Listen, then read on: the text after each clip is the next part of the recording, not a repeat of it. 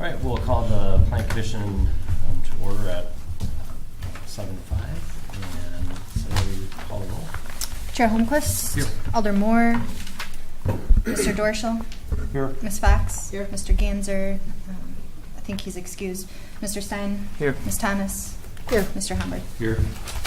All right, item 3 is approval of the minutes from the June 26th, Move 2017. approval. Is there a second? Second. All right, any corrections or additions? Chris? Okay, it's page 3. On the bullet points 1, 2, 3, 4 down, he believes it's hypocritical for the city to say yes to the yacht club. Just to add to the end of that, and tonight's action allows applicants to park in the right of way. The reason it's hypocritical is because we're saying they can't park in the right of way, yet we're making that same action for the applicant. That's where I had stated that it's hypocritical. We do one without the other. And I added another bullet point of landscaping. Due to the reduced green space, we would be requiring additional, which we did in the PIP, but we talked about it at the GEP, and that the building articulation might be an issue along Bridge Road. And then page 5, condition 16, if approvals are not received, the GDP should be shall return to the Planning Commission, not may. And on page 8, condition 13, the same thing. If approvals are not received, the PIP shall return to the Planning Commission. And then on page 10, for the motion for the CSM, Kathy made the motion, I seconded it. Okay. And I just want to comment, it was a really long, complicated meeting. I thought your minutes were extraordinary. There was just a ton of detail in there, so I think it was great. I just had a couple things I wanted to brush up. Okay, thanks. Other edits? All right, seeing none, all those approving the minutes with the edits, say aye. Aye. Opposed? Minutes have been passed. And we go on to item 4, which is appearances. If there's anybody here to appear on an item that's not on the agenda, now is that time, and we normally have slips by the door, which we can get if there's anybody here for that. And it doesn't appear as if there is, so we will close the appearance section, move on to, there is no unfinished business, so we can go on to new business. 6A, which is a consideration of action on a request for a landscaping ground sign permit by Monona Meadows at 250 Femray Drive, requested by TDI Signs. And we have, Yep. all right. Why don't you step on up here and somebody can get us kicked off, and then we'll go from there. Planning Commission approval of new landscape ground sign is required. It meets the size requirements for height and square footage as well as setbacks. I have recommended approval with 2 conditions: that a detailed landscaping plan be submitted and that the approved landscaping shall be installed and maintained as shown on the plan when the sign is installed. All right, maybe if you could just walk us through the basic details of the request, and then we'll see if there's any questions. Yep, absolutely. So what we're asking for is an exterior monument sign to replace what is currently there. Right now it's a non-illuminated sign that has a globe light shining up on it. The sign we're asking for has an overall size of 101 inches wide by 60 inches tall. Total square foot of roughly 42 square feet. And this one will be internally illuminated, only where the logo is of RHF and also Monona Meadows will be the only illuminated sections. As far as location of the sign, it'll go where the current one is. It'll be offset 15 feet from the curb and also from the driveway. As far as the planter around it, there will be a rock bed that will surround the sign with just ground flowers. That will be maintained by Monona Meadows. They've recently cleared that whole area. They've moved the sign, just it's leaning up against a tree right now, and they planted grass, and they're working on that right now. The sign will be made out of aluminum square tube, with like a stucco finish, and then there'll be veneer brick on the sign.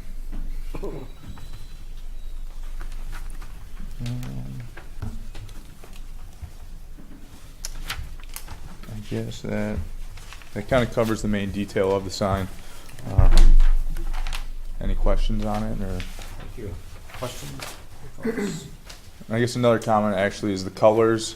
They went with those colors because they want to keep a consistency with all the RHF properties.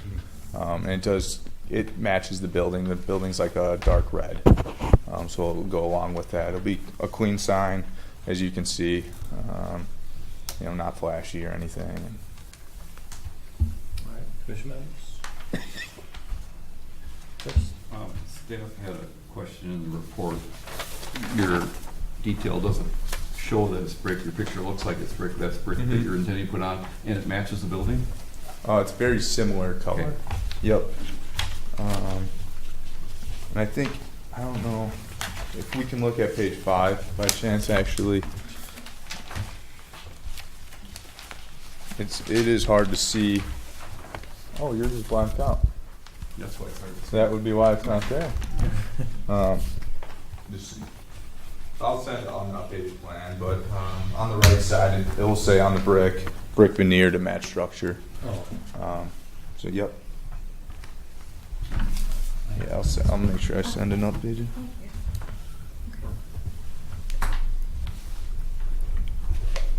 It's on the digital one that everybody in the world's Oh. looking at right now. Okay. Yeah. Other questions? Move approval Is there a second? with staff conditions. Approval with the conditions as laid out by staff, and it sounded like it was a second by Stephen. Chris? Could I suggest we add condition 3 that brick is shown to match the building, Yes. since our packets don't have it? You okay with that, Sue? Yes. All right. And be clear that when we say that, it might not be perfect, as you can match brick to existing Okay. brick. We understand that might not be perfect, but that color range, something that looks good with the building. Yep, absolutely. All right. Any further questions? Seeing none, all those in favor say aye. Aye. Aye. Opposed?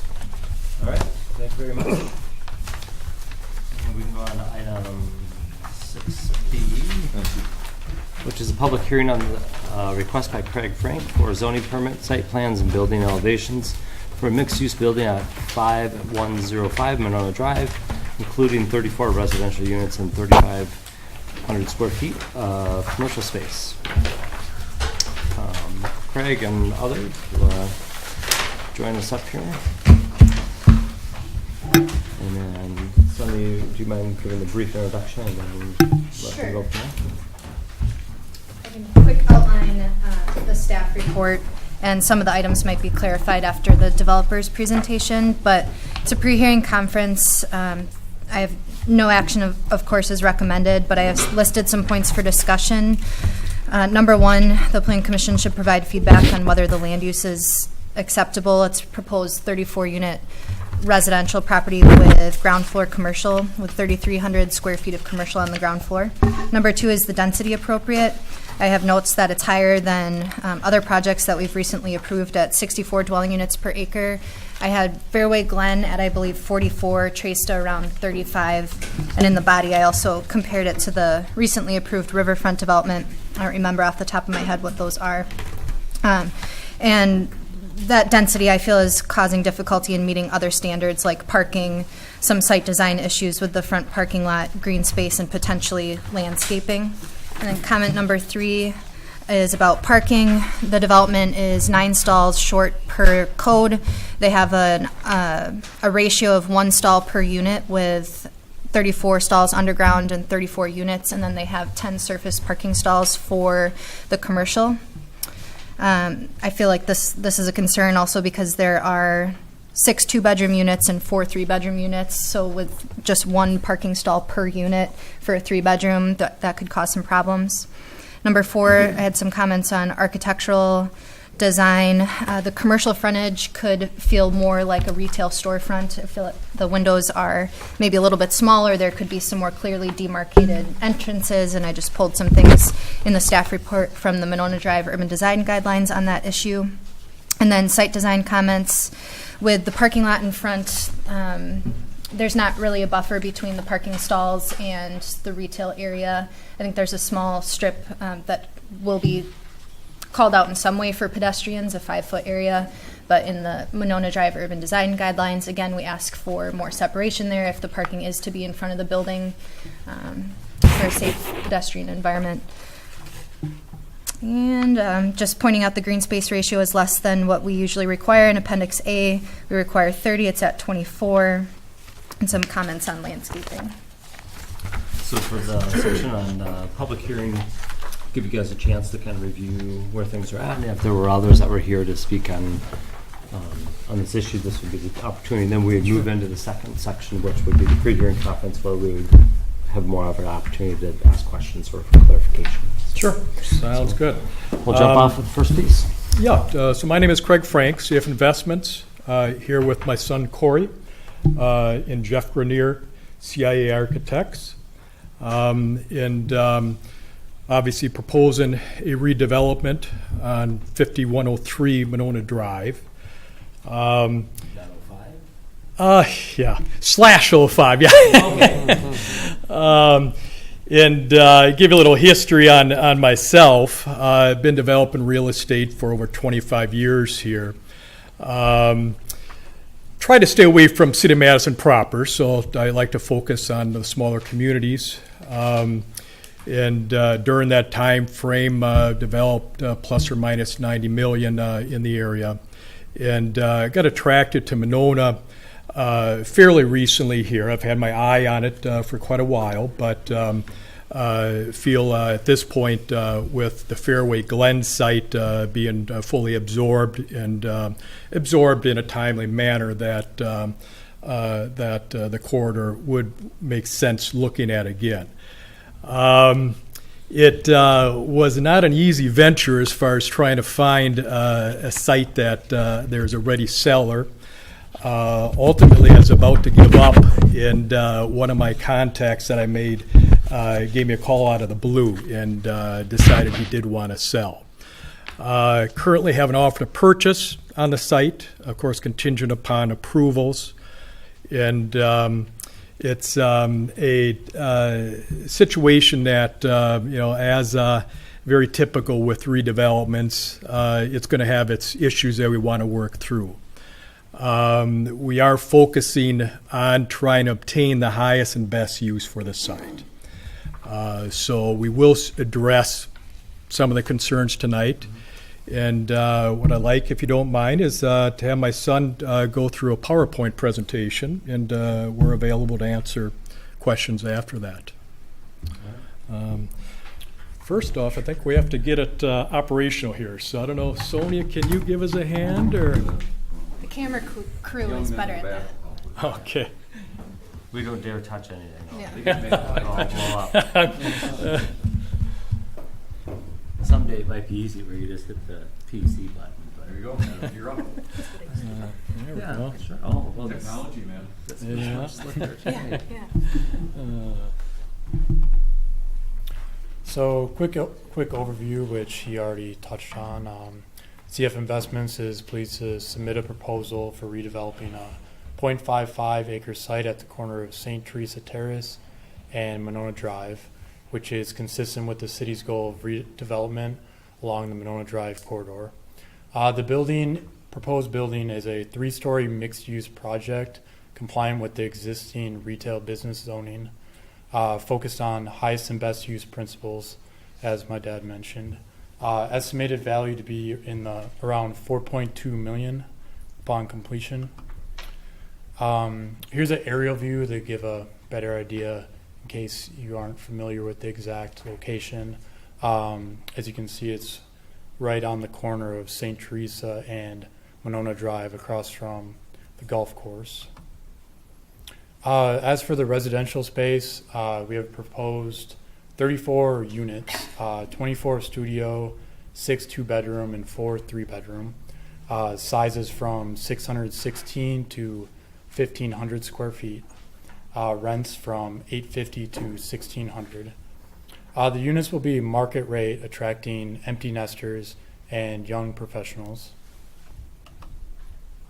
Some key features of the interior of the units. They'll have wood laminate and tile floors, granite countertops, stainless steel appliances, in-unit washer and dryer, quality Amish cabinets, maple trim and doors, and individual decks and porches for each unit. Here we have an example of the quality of finishes we'll be using. This is from a 60 unit we're currently nearing completion on out in Windsor. As you can see, granite countertops, LVL flooring, stainless steel appliances. As for the commercial space, we're at 3,300 square feet of office space. We feel the office space will allow for ample parking during the day, but then also open up extra parking in the evening for the residential use. It'll have limited bearing walls for flexible build-out options, ceiling height over 9 feet with transoms above the windows. Our proposed rent is $17 per square foot. As for common space, there'll be a gathering area with a kitchen and a deck overlooking the Monona Golf Course on the 3rd floor, fitness center, office, and then the individual decks and or porches for all units. As for land use density and lot coverage, which you already touched on a little bit, it's 64 dwelling units per acre and a lot coverage of either 72 to 85%, depending on the two of our parking plans we have. Most of the surrounding communities allow for lot coverage of 80 to 85% and 70 plus units per acre in central zoning districts. An example right down the road from here, Riverfront Commons second phase is a proposed 68 units per acre. Energy efficient features. The building is going to promote smart transportation through, for one, an electric car charging station, but then also loaner electric and conventional bikes for tenants' use. Along with that, construction will be supervised by an energy consultant, and the building will be fully Energy Star certified. Also, as far as heating, we're going to be using the most advanced heat pump technology, which is the most efficient type of system available. The added benefit is that there'd also be no unsightly grills on the exterior. Stormwater management. Our engineer has already completed a preliminary analysis for a 10 by 75 by 2 foot deep stormwater detention facility, which would be located under the east parking lot. As with most redevelopment projects, parking is always going to be challenging. We have two options for discussion purposes that utilize the city right-of-way to allow the project to be feasible. As mentioned, 55 stalls are required per the amount of units. The two plans we have range from 59 to 63 stalls available using the public right-of-way. Main parking lot to be in front of the building, which is compatible with the 6 buildings adjacent to the south and the 1 adjacent to the north. The office user is also requesting this configuration with the parking lot in the front. Here we have a table showing just breaking down the amount of required parking spaces. And as you can see, it adds up to that 55, which was discussed. Underground parking. The underground parking lot is going to have 36 parking spaces along with 38 storage lockers, or not lockers, closets. Here we have option A for the exterior parking. The thing to note would be the 9 stalls on St. Teresa, which are parallel parking. This option would bring the total to 59 parking spaces using the right-of-way. Option B we have here with the vertical stalls would add an additional 4 stalls to the total, making it 63, and that is not including the stalls on the north end of St. Teresa. Here we have the aerial again, just to show the use of the front parking lots in the area. As for the majority, Monona Drive is also front parking lots versus the rear. Here we have a few examples, one being Monona State Bank right down the road. Go a little further and then you have J&H Auto, Ultimate Spa and Salon, and Ken's Meat also with the front parking lot. Here we have some examples of the curb and sidewalk up to the building on Monona Drive. Here's some more as well. And then here's some examples of comparable buffer between the parking and sidewalk, which our proposed plan has. This is also right down the road on Monona Drive.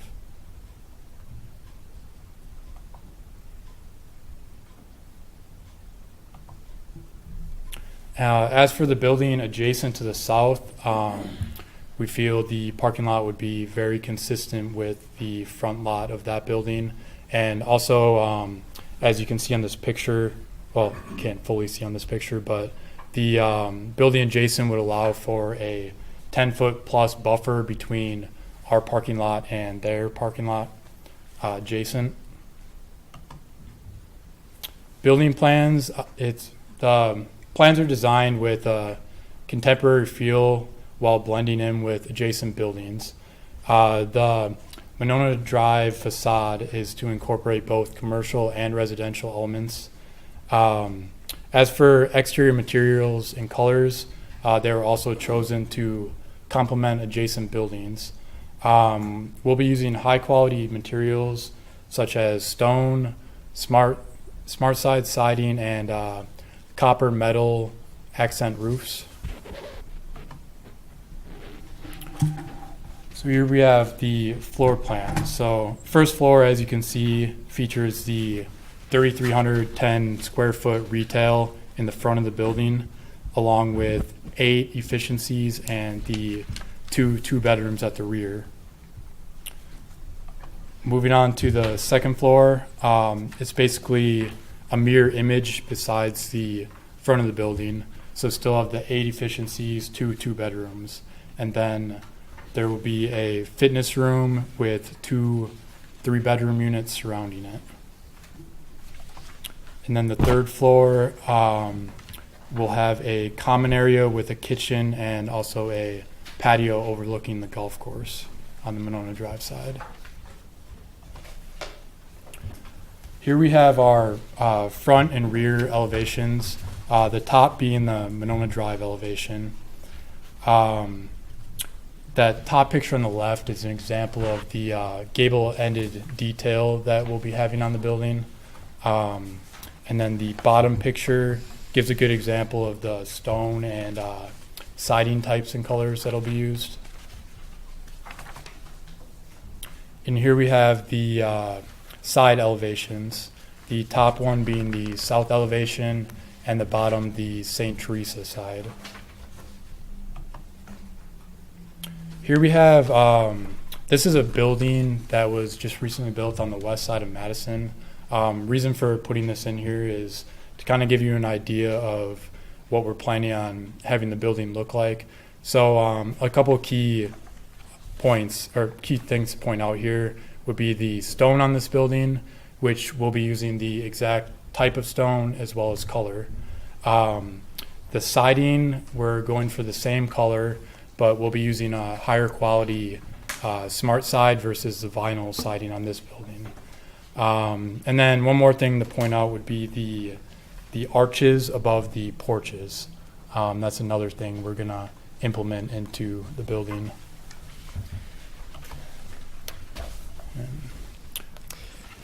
And so just to point out a few things as you're looking through the plans that were submitted, and Sonia probably hasn't even seen some of these changes. So we have made some refinements along the way. All the above is up for discussion, of course, right now.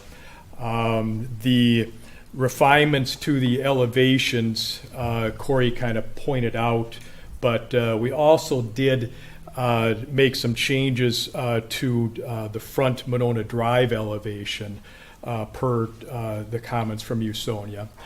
Maybe Jeff, if you want to go through that a little more, so.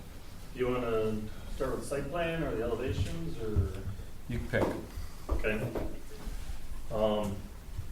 The site plan, as Corey said, we basically have 10-foot front yard, which is St. Teresa's, a 10-foot on Gordon Avenue, and a 10-foot buffer to the south. Our parking lot is a standard parking lot. We have two scenarios we can show you here. This one is a revised scenario where on the elevation, after Sonia's comments, we popped out the front, put a covered entrance on it, and put some stone with arches there. We got rid of some of the sidewalk that's probably not needed, and we pulled the boulevard in a little bit to allow for a buffer all the way across. This works. This is a standard 24-foot drive, which you want basically in a higher traffic area. I did another scenario here. Can you do me a favor and move that over a little bit so we can see it from, Corey might be able to get it up on the screen too. They gotta switch it. Oh, yeah, okay, maybe not too, yeah. that's terrific, thank you. So this is the first one, in case you didn't see it. So this is the standard 24-foot drive, 16-foot aisles, 2-foot overhangs. And this one here, it's about 26% open space. What I did on this one is I reduced our drive length down because our client that's going to be using the retail area is not going to have a ton of traffic. And a 20-foot wide would probably be enough. So what happens then is we increase all our green space here and allow us to do a couple other things, and we can bump our open space up to 28%. So we pick up another 4%. Not much else changes. Makes a big difference if we go with parallel parking here compared to the angle parking. What the angle parking does is, since this is only a 60-foot right-of-way, I have to move the sidewalks out of the right-of-way and onto the property, which... So plus and minuses, of course, we gained 4 stalls, which I'm appreciative of, but it does reduce some of the standards as far as the open area and so forth. So tell me again, how wide is the right-of-way and how much of it you want to use? Right now, we are not using any of the right-of-way at 60 foot. Right. Our building is 10 foot off the right-of-way right now, and so we are not asking for anything on this site plan. We're not asking for anything different. Well, so, but by the same token, as far as the additional parking, of course, I still feel that we do need to have availability of parking on St. Teresa. That was really something that I felt would be required here to allow this project to go in its present form. It's not allowed on that side of the street right now. I I told her it's not allowed on that side of the street right now. Yeah. Parking is allowed on this side? It's not. It's allowed on not, this it's side? allowed Yeah. on, yeah, Okay. yeah, so it's allowed on the other side. Now, your dimensions that you had on the material that were submitted, they probably can't read anyways right now, they're so small, but when all is said and done, with either layout, parking on St. Teresa, it does still allow for a 24 plus or so drive aisle. The issue that that we have is not necessarily the width there, but it's trying to find a structure to allow us to have that parking as part of the project. And that's something I don't think we're going to have answered tonight per se. But I do have some additional input that I received just today that does make it a little clearer. And it is something that we would potentially be looking at.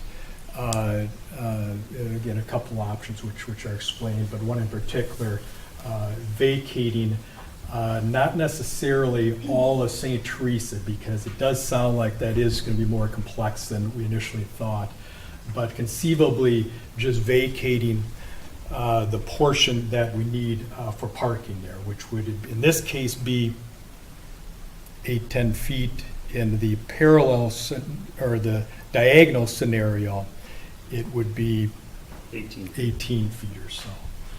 Still allowing adequate 24-foot plus drive through the site.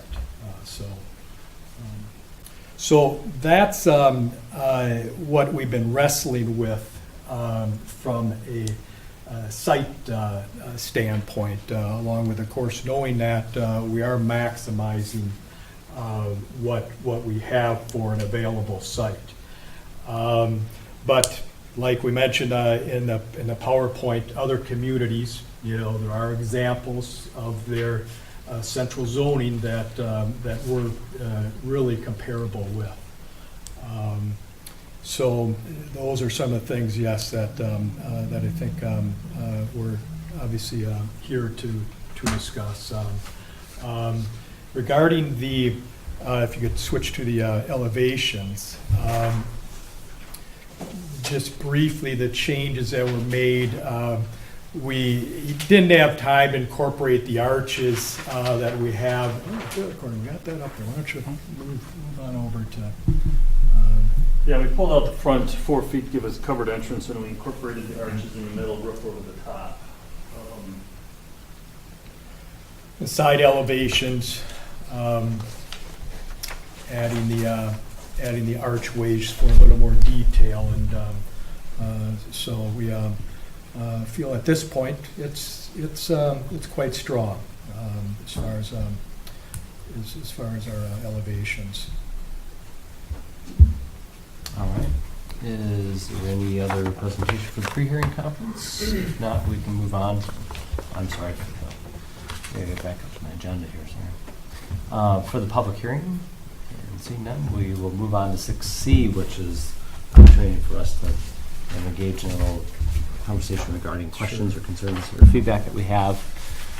So this is a pre-hearing conference for a request by Craig Frink for zoning permit, site plans, and building elevations for mixed-use building at 5103/5, I guess. I should probably look up the address. Monona Drive, including 34 residential units and 3,500 square feet of commercial space. So we can start with, Griff, do you have any? I guess my major concerns are the density and the parking right there. And I'll be interested in hearing some of the comments by the other commissioners, but I'm not sure about the viability of getting some of the St. Teresa's Avenue vacated in order to accommodate extra parking. Other than that, I think the basic use and the basic designs are attractive, and I don't have any problem with those. Susan? But I would have similar concerns. So in the retail space, are you thinking one retail business in that space? Yes. Yes. Okay. And I can't disclose at this point who it is, but it's an office use. Right. And hopefully by the next meeting, we'll have a lease, and then I can disclose that element. But very compatible with the residential use and the park is really, from my perspective, the only way that we can allow this to work with the uses we have. The lease will be a 10-year lease, and the company, like I guess my company, we're local, and he appreciates the Monona Drive corridor, and is quite interested in the site. So. Yeah, I actually like the idea that there are some 2- and 3-bedroom units here, because we aren't seeing that in some of the other construction. So I like that idea. The parking does seem to remain an issue. Do we know if St. Teresa Terrace, is that wide enough for emergency, if you have parking on both sides like that? Yeah, I went through a little bit of that in the staff report, and I can Yeah. maybe explain it Okay. the best that I can now. I think the plans need some more information Right. and review by the Public Works Director and Police and Fire. But on the site plan with the 9 parallel parking stalls, I don't think this is viable as shown. It shows 16 feet from curb to the center line of the street. And how wide would that be? 9 feet for parking, parallel parking stall?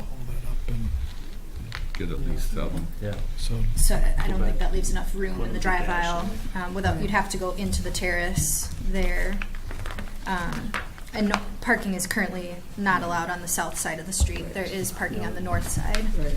And then on the north side also, within that terrace area is a public sidewalk. So if there are any changes to that terrace area on the north side, we'd have to talk about that. And just the whole north side is just a little bit unclear to me, but it does impact how the layout of the parking stalls would occur on the south side, because you need to shift around. And that's strictly why we presented both sides, to show in the future how it conceivably could work. And if These you are could, existing roads, so we didn't do anything with this plan, we just used the existing roads that were there. And we assumed that if we could do this, then there's a big, large parking lot here and here to potentially put the parking on this side instead of that side. now additionally, on the other site plan, it does, oh, you don't have dimensions on that, so we have No. dimensions on the one here. Yeah, that's just for the two, that's because I did angle parking to show that we had to use the whole 60 feet for. But my understanding was both layouts, whether it be the parallel or the angled, we were still able to maintain the 24-foot drive aisle. Now, we would be encroaching onto the right-of-way, which is the terrace part of the right-of-way on the north end of the road, if and when the north end of the road has the parking. Less that, in this scenario here, the existing, on the other side of the road, they have existing parallel parking. I believe that we still maintain our 24 with the north at, or I should say, without changing the parallel parking on the north. Is that right? I don't think so. If you didn't touch the north terrace at all and you left street parking, you would not have enough room to accommodate your drive aisles and parking on the south. So That's what I thought you were if you're trying to adding- say. Can you read? It says 19'6", so I mean, it would basically be down to 20 foot almost. So if we don't move the parking down to our side, then I think it's gonna be less than 24 feet. Okay, so it's going to be the 20-foot range. 20-foot range, yes. Oh, For okay. parallel parking on both sides. No, not, so what we're talking about is strictly our diagonal here. Oh, diagonal there? Our diagonal. Yeah, we have on the 24 feet south. drive. Okay, that's so. On the diagonal If parking. we had the diagonal, we do maintain the 24-foot. If we develop the north end and go at diagonal there, we would have to infringe on the terrace area, which is part of the 60-foot right-of-way, to accommodate parking on both sides. So with the Sorry to angle- confuse everybody. So with the angle parking, it would push parking further north on the north side and further south on the south side. And if you kept parallel parking, it would just be on the south side and asking us to eliminate parking on the north side. It would still be narrow drive aisles, but closer to the 24. Yes. Yeah, I mean, this road is about, I believe it's about 38 feet face to face. So if we took up 9 feet, it would be 29 feet of drive aisle with one lane of, Sure. and it'd be down to 20 feet of both sides. Or the other option is potentially moving it in 5 feet to obtain your 24 feet. So with what's up there right now, and again, it's blurry at this point, but it's dimensioned on the left. And Jeff, what are those? I believe they're 12 and 12. Yeah, so that shows we have 24 feet, and if we were to incorporate the diagonal on the north, you can see that dotted line. Maybe you can see the dotted line. It's where the stalls, and that's the existing lot line of the parcel to the north. Sure. On that north side. Yeah. So we know that there will be further discussion regarding this. You bet. Yes. Maybe we'll keep moving along so that way you get good feedback on more components. Susan, are there other items that Not right now, listening to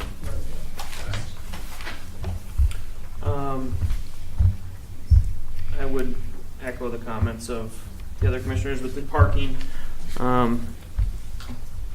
And with that parking lot in front there, you have pretty short stalls to begin with the 16-foot.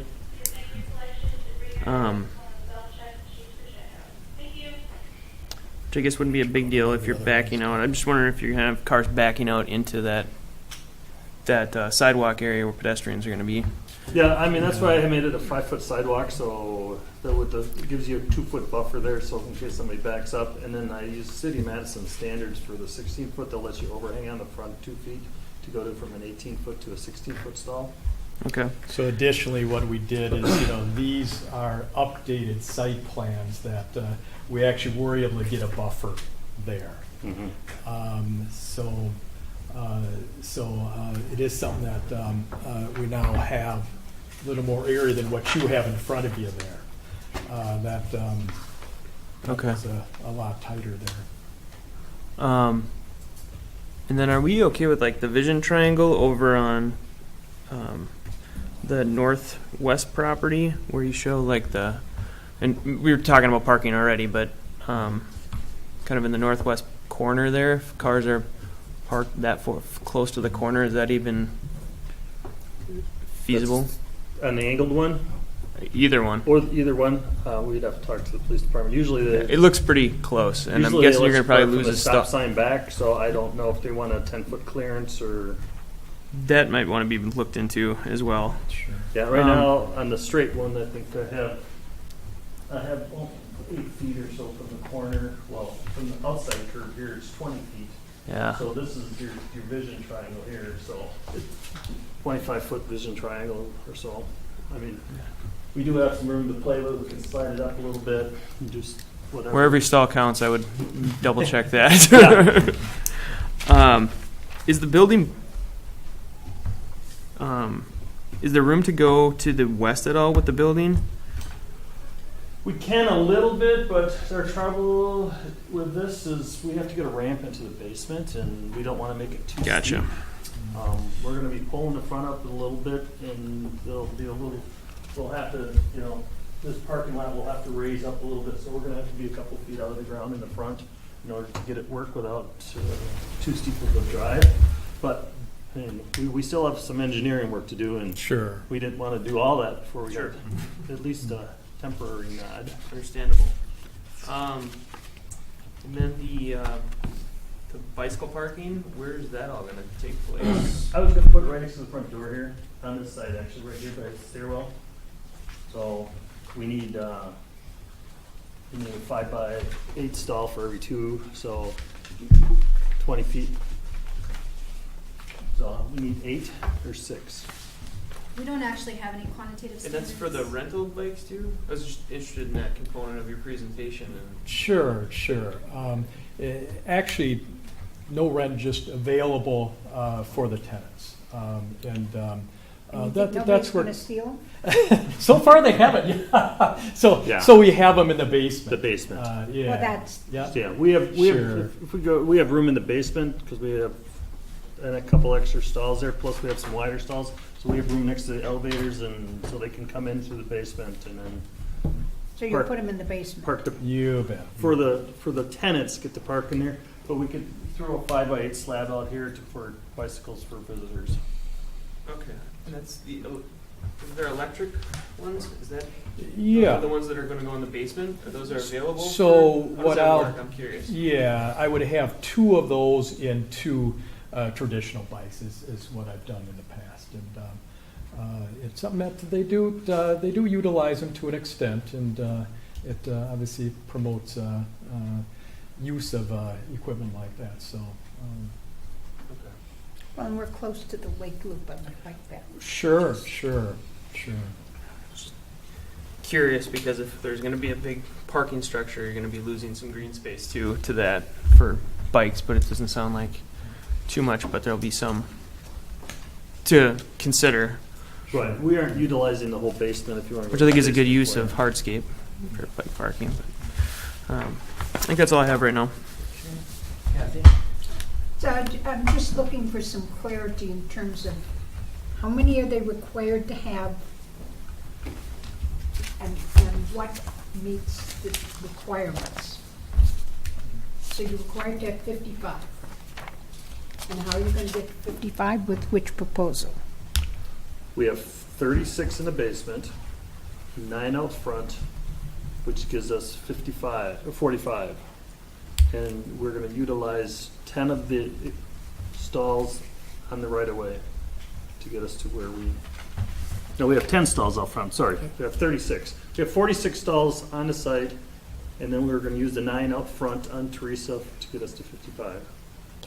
And the reason I ask the question is, I think it makes more sense to try and move the parking from one side of Teresa to the other. But what that does is, if I'm going to have a party, where do people park? Where do my guests park? There's street parking on that whole neighborhood, I mean. Well, there's not on Monona Drive. Right, I mean, behind there, yeah. Yeah, well, no, they're not going to use that. They're going to Right. go to the parking lots next door. Mhm. And again, I believe with our diagonal, which allows for 13 on the south side, that, 63, am I wrong, that we maintain our width for the existing parallel on the other side? Yes, if we do our diagonal on our side and parallel on the north side, then we would maintain our 24-foot drive aisle. So that was the initial layout that that I had Jeff look into, and still the one that I'm in favor of, because it does give us 4 additional stalls from that site plan, and of course maintain.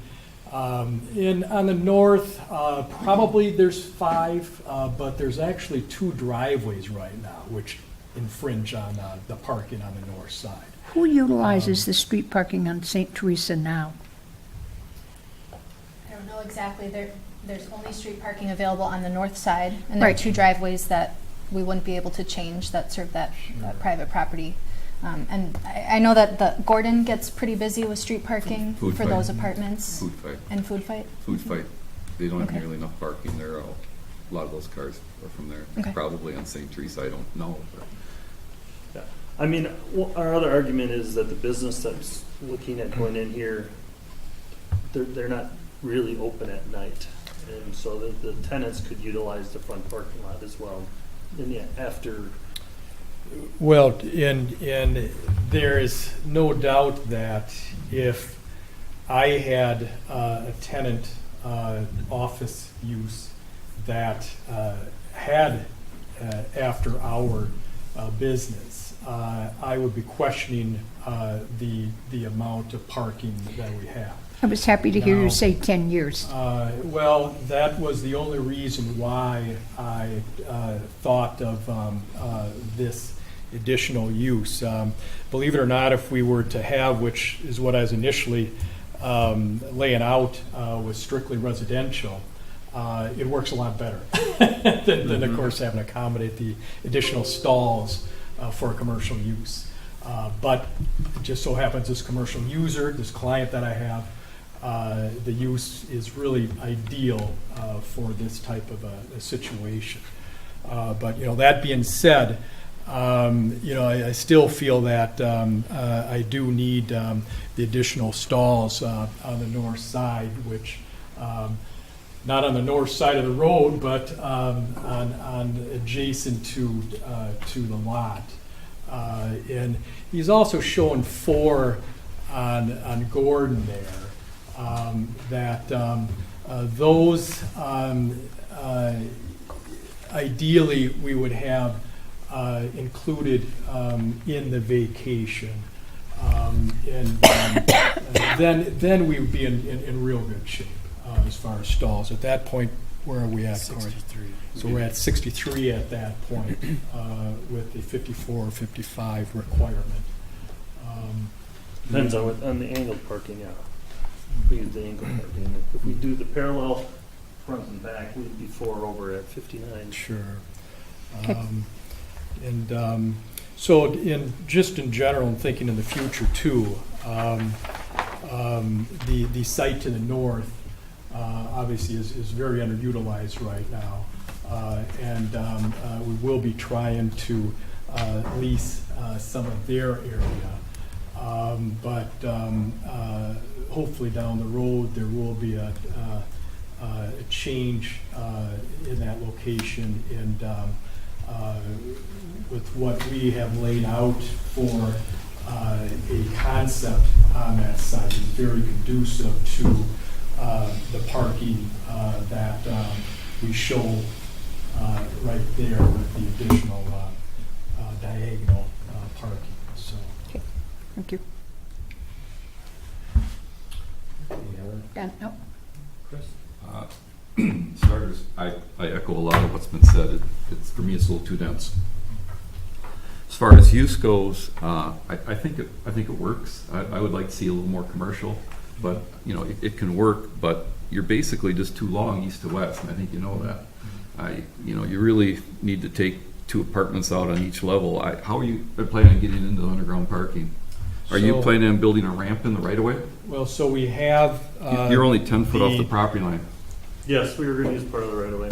I don't believe we've allowed that in the past, and I believe you've been inviting all the street water and everything to come down into your ramp. We usually require it to be higher at the property line than the curb line. Well, the curb line actually is way out farther. Understood, Yeah. but at the property line, we require it to be higher, so that you've got a positive pitch back out into the road. You can't just start at the road and go straight down. Sure. Let me just Sure. frame this. Even if you could, which you can't, you still only have 24 feet according to your dimensions from the edge of the building to the curb line. So even if you could, how deep is your underground parking? Yeah, so. 10 foot? Well, no. You've got a floor system, you've got to have clearance. Like Jeff mentioned, the front of the building. Understood. Would be elevated A to an couple feet. extent, much like Fairway Glen. Understood. The And slopes. so it would accommodate the grade change. That was one of our major concerns too, to allow this to work. I don't believe it would right now. Let's see, what's your floor system? We're anticipating a 5 to 6 foot, hopefully. That's what our preliminary stuff is. That's a lot of hope. I think you'd be 6 to 8 right now, and 6 to 8 in 24 feet is either a 3 to 1 or a 4 to 1. You just can't get in and out of that at that. And that would be assuming you could start with a ramp right at the curb and go straight down from the curb, which you can't. You'd have all the water coming down. The engineer did shoot grades. Okay. I should have brought that up before. Sure. And he did state that we would be fine with the distance we have there. Not ideal. Of course, ideal from my perspective is going down strictly 2 feet, but of course you never have that scenario. But you only have right now 10 feet. You don't have 24 well, no, feet. there's no doubt that we will be in need of right-of-way to allow this development to go through in present form. Without the right-of-way, this development goes away. Understood. And so we are trying to utilize the site to its fullest, but we're also very cognizant that we need Monona to work with us and allow for some of the right-of-way to take care of the challenges that we have for the site. I have analyzed the additional potential development sites on the Monona Drive corridor, and all of them will have the same issues if we want to go with the highest and best type of product. If we look at the other sites that at this point are not available, but in the future may be available, we'll be seeing something very comparable to this. We just don't have the depth in general from Monona Drive to Gordon. And that's why right from the start, when I was talking to Sonia, it was a given. We needed to work with that. So the question in general is whether that right-of-way is of benefit to Monona versus what we're proposing for that right-of-way. I hope that in the early calculations that we did for the street was that we weren't taking away any of the width of the drive aisles. So that part of it, we should be all right on. Okay, so going back to it, for me, the density is too dense. So whatever it's at, 66 or whatever, and I understand some downtown urban areas do that. This isn't downtown, this is Monona Drive. If it could be a little shorter, you would help yourself in the front. We could get a little green space. Again, with 16-foot stalls, 5 foot of terrace, you basically have a 3-foot terrace in front of this building. You have a 3-foot green space. Now, this is new. We haven't seen this, but basically what we have on ours is a 3-foot green space in the entire front with maybe a little bit added there. You should have a little more there, and you need more room in the back to be able to get a decent ramp down there. So to me, you've got to shorten it. That would help a lot of your parking issues too. It would pull out 6 units. If you took 2 per floor, I know that's a lot. But, Sure. But the density is what's driving all the issues we're talking about. As far as the parking, I am a big fan of what they're proposing. I think we have a lot of issues on Monona Drive, and if all these side streets, we can go up and put the angle parking in just like we just did at the Triangle. We don't need to vacate it. We allow it on the Triangle. We put in angle parking. Why can't we do it here? I mean, obviously you have to go through Public Works, but if it's a concept that works, I don't see why we wouldn't do that to try to encourage development on Monona Drive. Because we have this issue not with new properties, but with all the existing properties that have too big of a building on them too. I just don't want to see this one have too big of a building.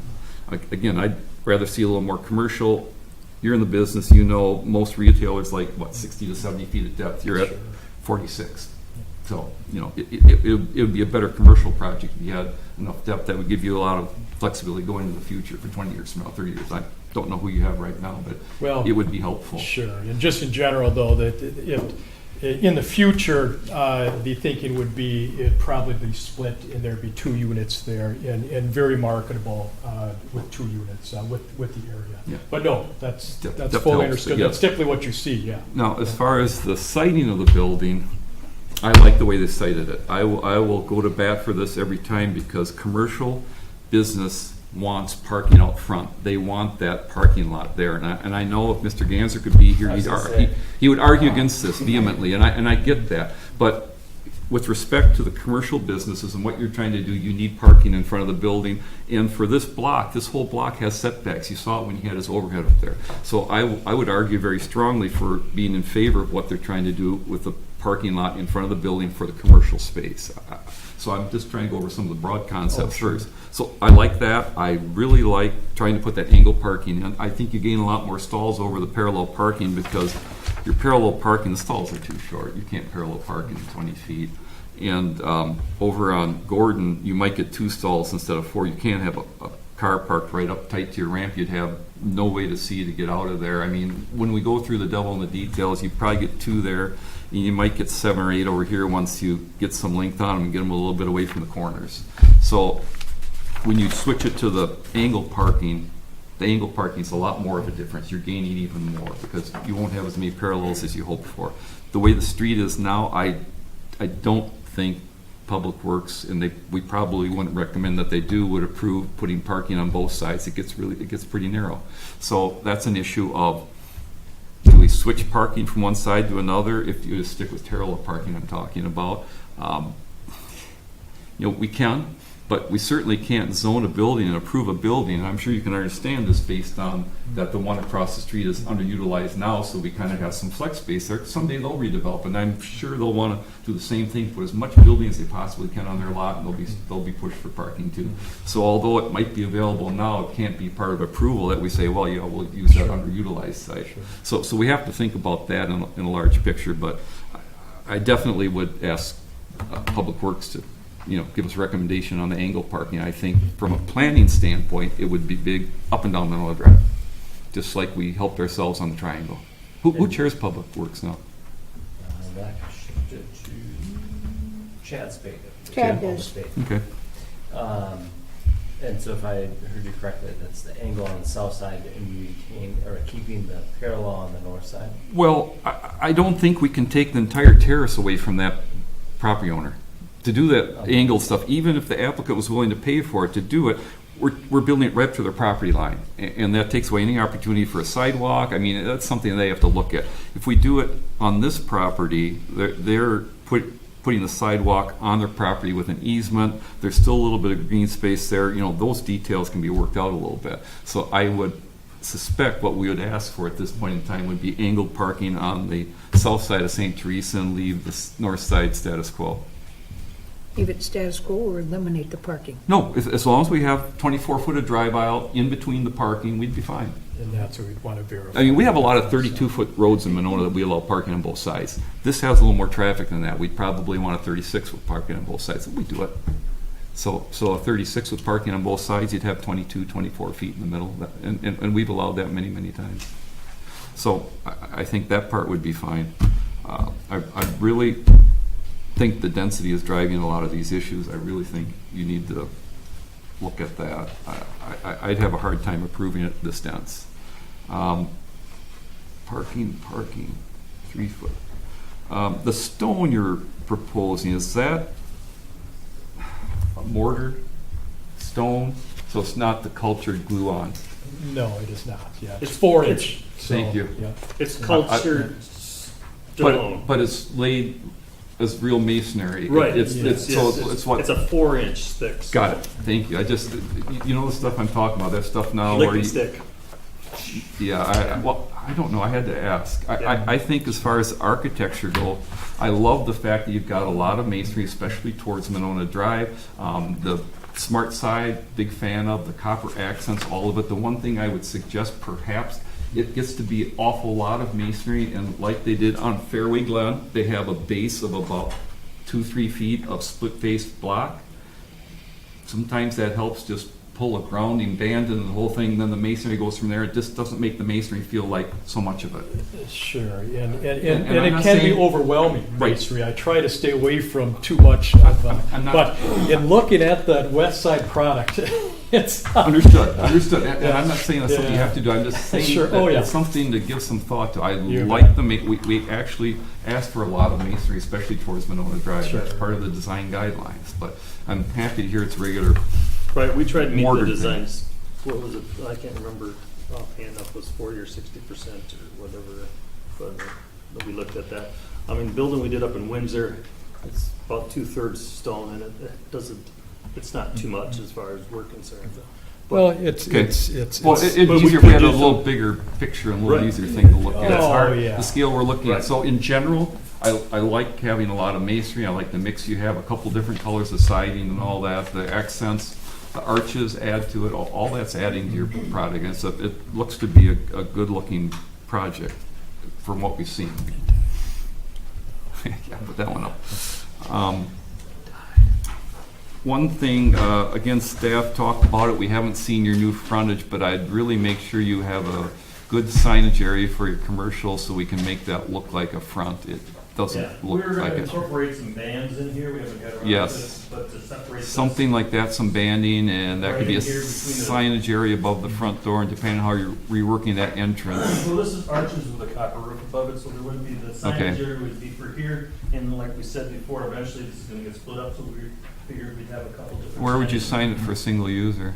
I'd probably do it right in the corner of Monona, right here, and then By that side door. this right here Yeah. over the southern front door, because there's the two doors to get in, one accessible both accessible actually, but, Are they? so they both access the commercial space. So you can either go through the side door or the front door.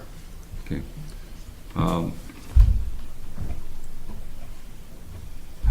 One thing you need to, when you talk with your engineer, just keep an eye to is your runoff to the south. This lot's been an issue for what is now Food Fight. It used to be Devonish, and if you look, as they kept building, they kept raising it and raising it, and there's a basement under that building just to the south of you.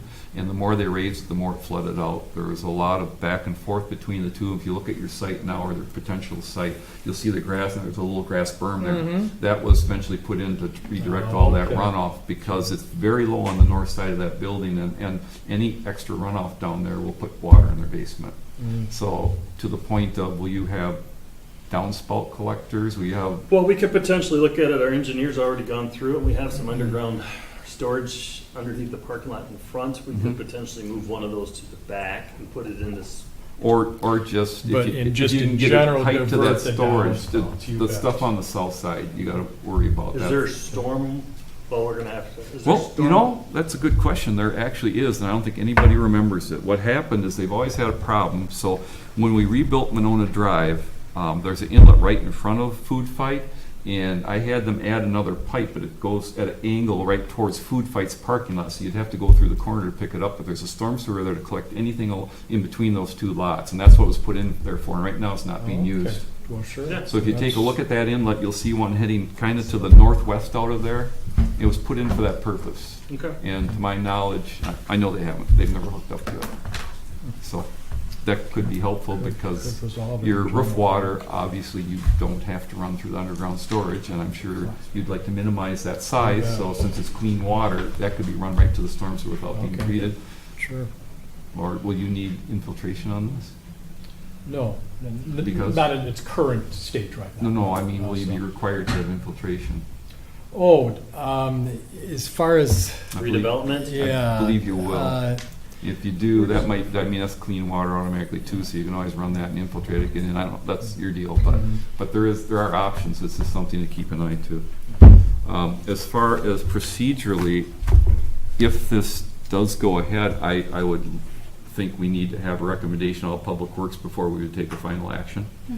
And I saw in the packet, you talked about CDA, possible, so you might be looking for TIF money or something on this. We would probably want to know if that's happening too before we, not happening, but they've had a discussion with them before we would take final action.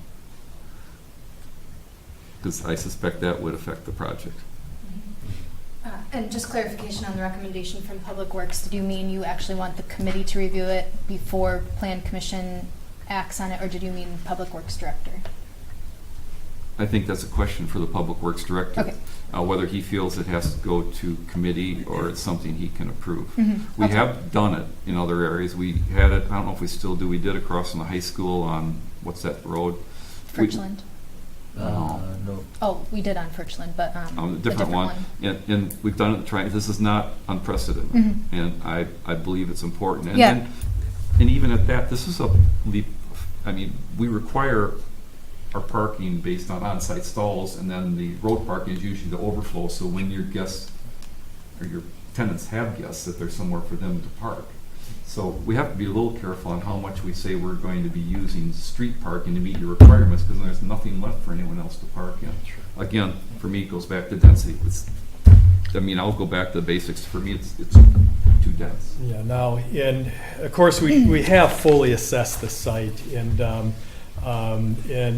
played with numerous scenarios, of course. And the bottom line is we reduce units. Obviously, overall costs go up substantially, but additionally, we really don't pick up a lot of parking because we lose parking in the underground. So if we were to take out those 2 units per level, that's a total of 6 stalls we lose. So you're just kind of fighting that element. It helps to a minimal extent, but not to any great extent. I mean, parking is always something that we wrestle with. And in this case here, it isn't a site that allows for us to use traditional on-site parking. That's a given. I do need help in that regard, and but I think we're looking at the right things, and we're kind of on the same page that this St. Teresa isn't being utilized fully, and it only makes Well, I sense. like your idea of angle parking. That of course goes a long way to allow this site to be utilized to its fullest. I don't like your idea of thinking you're going to start the ramp right at the curb and gonna go straight down. Well, That's a problem. And we will have grades and obviously show exactly what we have as far as a grade change and all the other, of course, issues that we know are out there. Once it's engineered properly, the answers are there. But I have been doing this for quite a while, and that was one of the very early concerns. I got lessened to a great degree because Fairway Glen addressed it in a manner that does allow for less of a grade change. And that is that the building itself is elevated to an extent. The street, Gordon, we actually have about 2 to 3 feet of grade change there. So that helps to a great extent too. While I don't like it neither, I think once we see the engineering and all the grades, it does tend to still work. Now, one other ingredient that we didn't really touch on to any great extent, but will aid in that issue along with, in general, the site itself, and that is reducing that front parking drive aisle from 24 feet down to 20 feet. That's something that we didn't really discuss to any great extent and is quite important to allow this to have some green space and to get that east-west. We actually didn't discuss it at all. I think it's really tough to go down to 20 feet and you only have 16-foot stalls unless you would have wider stalls. And it would depend on your width. We allow it to go down, but you need more width so you have more room to turn out quicker to be able to make it. I'm sure you've run those. So it'll depend on what you've got up front and what your stall widths are. If, for example, you came in a 10-foot stall, you could probably do something like that. It allows that car to make that swing easier. Sure. So And we'll quite look into honestly, that. your office user would love it because if you ever have people coming and going, you swing that door wide open. Sure. Much easier. Sure. We can look into, in general, the dimensions that we have, yeah. So I'd say if you want to try to tighten that up, try to widen your stalls out. Yeah. Key is that there There's might a be some balance there. flexibility on your part. We appreciate that. So, so yeah. Sure, we'll it look still into allows those people to things. get in all the stalls that way. Mhm. Sure. So you don't have to make multiple moves to work your way out. You bet. You bet. Sunny? Feedback. Just point out if you missed it in the staff report that I did review with the Public Works Director a little bit the changes on St. Teresa, and in concept it seems like the angled parking would be acceptable. But I think, as Chris mentioned too, and as the staff report mentioned, we wouldn't necessarily need to vacate. It would just be public street parking stalls that you would not be able to, for example, sign and restrict for residents only. It would still be available for the public. You may make improvements to a public right away. And I think we need some more detail and to work through the dimensions before we can finalize things. But in concept, it seems like it could work. Did Dan think that's something he could approve at a staff level? It seems that would be a change. No, it changes the street parking. map. Yeah, I would think that would have to go to That's council. committee. Yep. It's got to go through Okay. committee and council because it changes this, and the street map has to be changed. Okay. Yeah. And another important point is, and you mentioned this too, Chris, is the Public Works Director, would prefer a curb between where the end of those angled stalls meets the right-of-way line, which is going to take up some more space. So it's really tight in there, the way that you have it laid out. Sure. Right. Any other questions that came up? So, Susan? well, so given that, you could lose a stall from the angled parking and possibly a couple from Gordon. What's the parking situation on Gordon now? No parking on that side. That's what I thought. Or wait, And no, there it's- is parking I on think that it's- side. No, it's 2 hour There is parking parking on on the that other side, yeah. Right? Is that Yeah. just on one side? Yeah, there is parking, but there is an existing there might be two drives again. One definitely a drive. Into the property you're looking at? Yeah, Oh, yeah. and then one real close to it. though, Yeah, there's too. not a lot of room there on the east Yeah, side of Gordon, so- and right now it's limited parking, and Yeah. it gets really close there to the But in terms of intersection. visibility coming out on Gordon, it sounds like you might be losing one of those 13 stalls, and maybe if you only have 2 on that side, and then if you widen the ones in front, you're gonna lose a couple more there. I mean, is that, so that's maybe 1, 2, or 3, 5 stalls you might lose, you'd still be sort of in the ballpark with the ample parking. Yeah, it would meet the requirements and actually be beyond the requirements, Yeah. but I'm still with the thinking that I need more than the requirement, in total. So that's what we're hopefully going to work ourselves to here. But yeah, we have some good input on that we're going to take a look at some other things too as far as dimensions and so forth. And then, Chris, maybe you can, when you talk about the grading of the ramp, are you looking for it would grade How upwards steep it slightly is, and then, yeah. They okay. only have 10 feet from their Right. property line, and typically the ramp doesn't start till you hit the property line. Okay. So at 10 feet, even if it was It's gonna 5 go right feet, down, right? you couldn't walk it, much less drive it. And you can't start at the curb. You'd be inviting all that water down in your underground Right. parking. So Yeah. I don't know. I'm not aware of any ramps we've allowed out in the right of way at all. So if that was the case, it's 10. That's one reason I said buildings has got to be Yeah. shortened to get a little more room in there to get down there Right. properly. Okay. Anything else? Any other pieces? So it sounds like density, parking, Green space. parking. Did we mention parking? And it seems like a lot of that relates to green space and kind of flow. There are some positives there were a lot of positives in the plans, and additionally the flow in and out of the site is working. It's not asking for another cut on Monona Drive. There are some pieces of this that I think are positive, using the site that's existing and trying to maximize what is there as Yeah, much as we you can. probably need to talk to Sonia and have her get you on the Public Works agenda at their first possible, on the first, I'm not sure, I don't remember when Public Works meets again, but Second Wednesday, first Wednesday. August won't work, maybe September.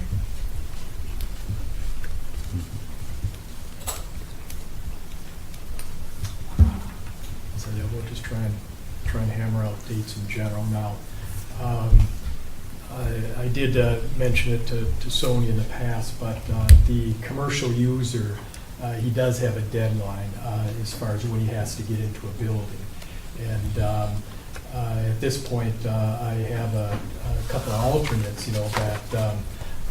that he's fine with. This is his preferred location, but if this starts getting into September, October, it might be that I will not have a commercial user for the site. But we do have the questions that we know need to be answered and we need to work through. It's just that I have to step back and just see realistically what we can get accomplished at this point in time. Sonia, And, don't you think they could get on the August agenda? so, It's on August 2nd, and his I packet was on initially tomorrow. was looking at the site. They can strictly amend the agenda. residential, so I conceivably would still have interest in the site myself. But I know that Monona prefers to have that additional commercial user in it. But again, it's a good use for Yeah, I would say this is minimal commercial at its best right now. It's what, less than 10% of the square footage? in that range. You need to talk to Sonia tomorrow, because if she's lucky, she can talk to Dan and get them to amend the agenda and get you on in August. For at least concepts based on what Yep. are there. it might be a little Because bit their more- agenda goes out tomorrow. So you can work on it the next week and bring it with us or whatever. And Are there any questions that you guys have for us that you didn't hear, or feedback? I guess the only thing I was talking was, are they gonna want some type of easement between us and the neighbor for the traffic to go through there, or should we you know. Are you referring to the front parking lot? Yes. That was something I pointed out wasn't very clear if you're intending to just leave that with no curb I or. mean, right now we're intending to leave the curb. I don't know if we're supposed to be talking to the neighbor trying to get a joint access through there, or. I would say it's gonna be rather difficult here because you're gonna be trying to bring your grade up to bring your building out of the ground. And if you look at their parking lot, it's down there. Right. And I don't think the grades would work, and Yeah, I mean, what I. it's a fairly small parking lot. I'm not sure we would require them to be hooked together. I think I'd prefer to see it the way he's got it drawn there. It's not what we have, but it's a little bit of green space on the edge. And Yeah, I was gonna bring the parking lot up and then bring it back down, and then this would be accessible route. Right. This way, so. All that will do is create a pass-through for the people who don't want to go out on the road. True. Just, okay. I mean, that's my opinion. That's mine, too. You don't have to do it. Okay. Yeah, unless you were gonna close off their entry onto the. Jeez. All right. Any other questions that you guys had for us for feedback? I don't believe so. All right, so we will go back up here. Thank you guys so much for coming out. I appreciate the time. Thanks. Exciting project. So we can close out 6C and move on to 7A, which is staff report regarding the status of development projects. Proposals. I listed a couple of things for possible upcoming projects, and one is a proposed 123-room hotel, a Woodbridge Suites chain at the old H&H Electric site at 2704 Royal Ave. So you might recall a few years ago, Gates Auto Body purchased that property, and over the past couple of years, they've kind of come in and out for some meetings with staff and expressed concerns about, junk vehicles on the site and things like that and how you'd screen them. So it looks like they might be looking to change routes here and sell the property to Woodbridge Suites. And this is kind of an interesting proposal. It's more of an industrial area, somewhat isolated, but also very visible. So I talked through it with the police department to see if they had any concerns, and he didn't really have too many concerns. He felt it was visible enough, and I walked through the management model with the person who's proposing the development, and he talked about a lot of things that might mitigate concerns there. So without going into detail, that's a possibility for that property in the near future to come to a plan commission meeting. Great to have another hotel in Monona. Yeah. More room tax. Yep. We don't get to keep it all anymore, though. Sorry. Yeah. And then the other one is the Radio Shack property. They closed. I would have thought they filed for bankruptcy years ago, but they just did that now. So the proposed use of that is Chase Bank, moving out of the riverfront site into this building. And originally they were only going to move in and just paint the building, but now it looks like the scope of their work has expanded a little bit, and they want to take off that blue pitched metal roof and add some parapets and redo the exterior material. And then they also have an option to purchase the parcel next door, which was owned by John Livesey, and they would expand their parking lot into that area and put an ATM, a remote ATM, into that lot. So they'd rather look like a bank than a Radio Shack? Yeah. Yep. So those are All right. two. And request for information regarding projects. Should we get updates at some point about Yahara Commons or whatever we're calling Were you able to share? Just came from CDA before this meeting, and the development agreement was approved. So tomorrow I can have that available for public review. We're still plugging ahead for December 1st construction start for the private development on the Phase 1 site. Some site work will start before that with demolition and relocation of the MMSD sewer interceptor. Did I see that it came in less than we were expecting? It did. We expected 1.5 to 1.6 million for that cost, and Speedway came in at about What's the pipe 850,000. around $1 million? You Yeah, gotta buy the pipe too. $140,000 pipe. So So yep, $100 just a million. little under $1 million. Well, plus engineering, et cetera, still will be under budget. Yep. Does that mean you get a bonus? Yes, I'll put that in the minutes. Wait a minute. Yep. So, All right. Other questions? Is there an update on the PDQ Quick Trip? Oh, right. Oh, yes, and Chris might know more than I do, but PDQ did acquire the Quick Trips. I'm told that Oops. Other way opposite, around, Quick Trip yeah. acquired PDQ, and I'm told that their Quick Trip is 100% committed to moving forward, but there are going to be some changes, and I just don't have the detail yet on site plan or architectural changes. I've So- been told very similar that the same development team, construction team will be in place, and I believe, I don't know this, but I believe most of the changes will be floor plan and things like that, because they have a little different look and feel inside.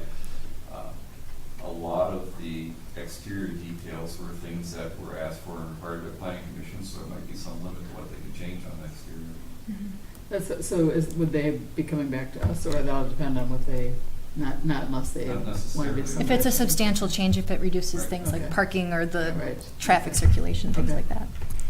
So does it, so in terms of the status of it moving forward, there is going to be a little bit of a delay till they work out? And timing, I don't know. I think the acquisition goes through in fall. I heard Okay. November, Okay. but I don't know about timing. You mean when Quick Trip acquires PDQ? Yeah. But that doesn't necessarily mean PDQ won't go ahead with Right. construction. Right, that's it.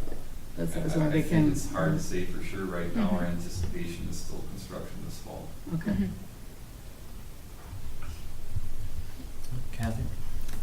I will be gone to Maine for the month of August. Okay. I'll bring you all some lobster. And then gone again in October. On the record. Well, Susan's coming out, she can bring you lobster back. She had to pull Are you you gonna in. miss I've only meetings? break so much, yeah. Are you gonna miss? No, I'm not going to miss, I don't think. No, I'm not going to miss any. You're gonna- I'm just going for a few days, I'm not going for the whole time. All right, any other bits of information? All right. Move I think- adjournment. There you go, second.